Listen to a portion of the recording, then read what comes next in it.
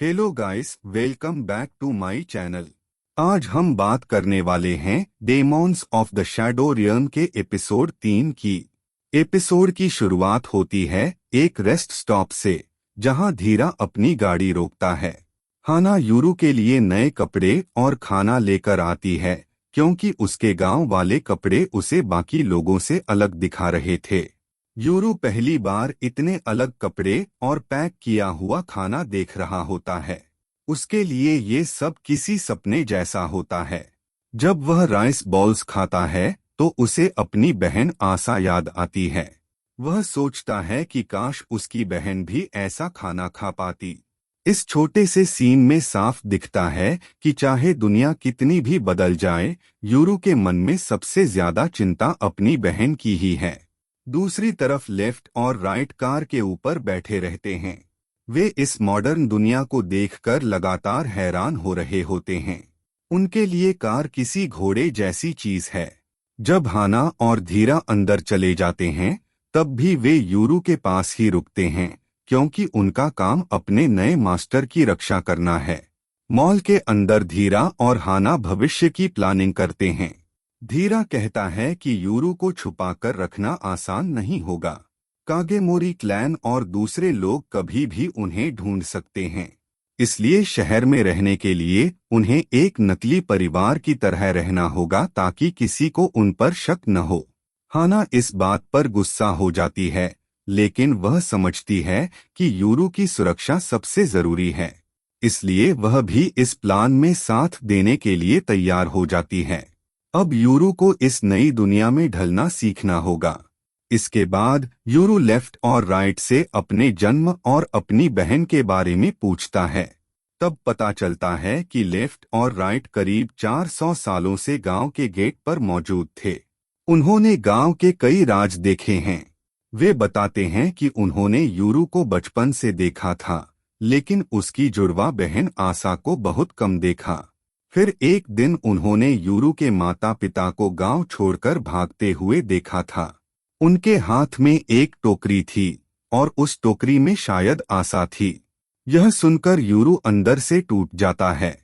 उसे लगता था कि उसके माता पिता दोनों बच्चों को छोड़कर चले गए थे, लेकिन असल में वे सिर्फ आशा को अपने साथ ले गए थे। अब उसके मन में और भी ज्यादा सवाल पैदा हो जाते हैं। यूरू समझने लगता है कि जो लड़की खुद को असली आशा बता रही थी, उसे उसके माता पिता के बारे में जरूर कुछ पता होगा। इसलिए वह फैसला करता है कि चाहे कुछ भी हो जाए, वह अपनी बहन को ढूंढकर रहेगा। इसके बाद धीरा कागेमोरी क्लैन का सच बताता है।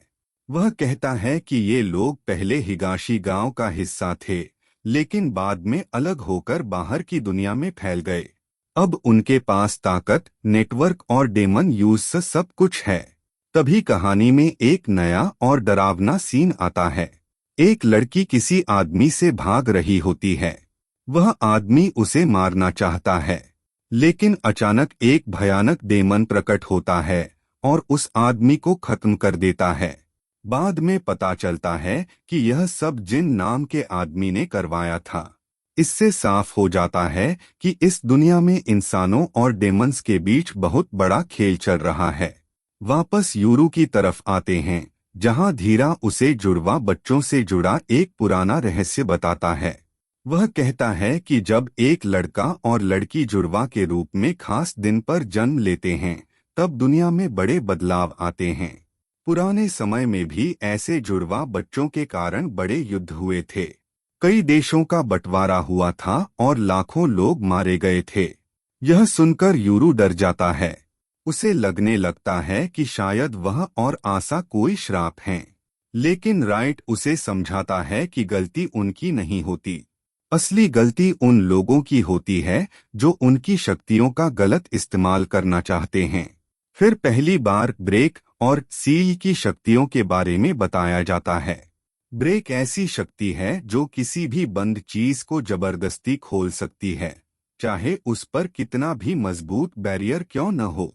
वहीं सील ऐसी शक्ति है जो किसी भी चीज को पूरी तरह बंद कर सकती है।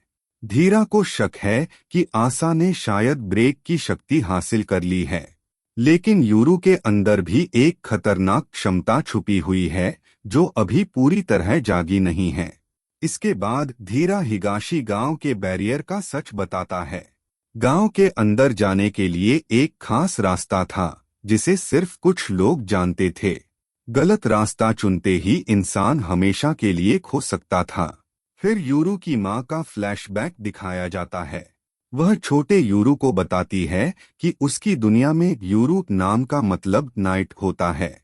यह सीन बहुत इमोशनल होता है क्योंकि पहली बार हमें उसकी मां का प्यार और उसकी पुरानी जिंदगी की झलक मिलती है।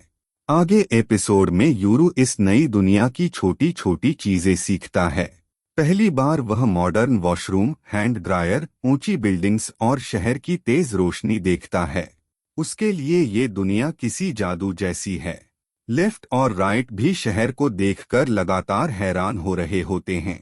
वे बिल्डिंग्स को महल समझ लेते हैं और सोचते हैं कि इतने सारे लोग एक ही जगह कैसे रह सकते हैं।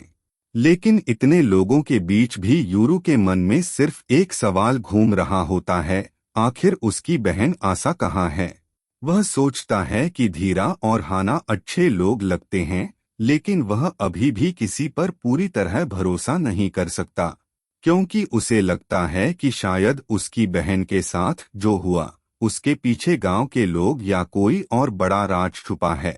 अंत में यूरू लेफ्ट और राइट से कहता है कि उसे अपनी बहन को ढूंढना है और अपने माता पिता का सच जानना है। इसके लिए उसे उनकी मदद चाहिए। लेफ्ट और राइट अपने नए मास्टर के लिए पूरी तरह वफादार नजर आते हैं। वे महसूस कर सकते हैं कि यूरू अंदर से कितना अकेला और परेशान है। एपिसोड के आखिरी हिस्से में धीरा बताता है कि हाना को रहने के लिए एक जगह मिल गई है।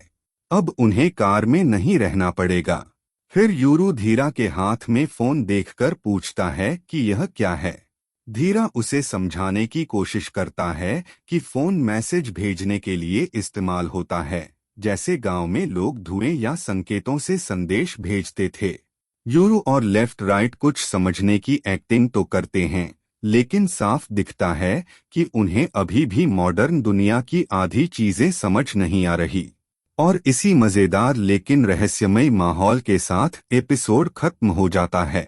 गाइस, ये था demons of the shadow realm episode 3 का पूरा रिकैप। अगर आपको वीडियो पसंद आई हो तो लाइक जरूर करना, चैनल को सब्सक्राइब करना और कमेंट में बताना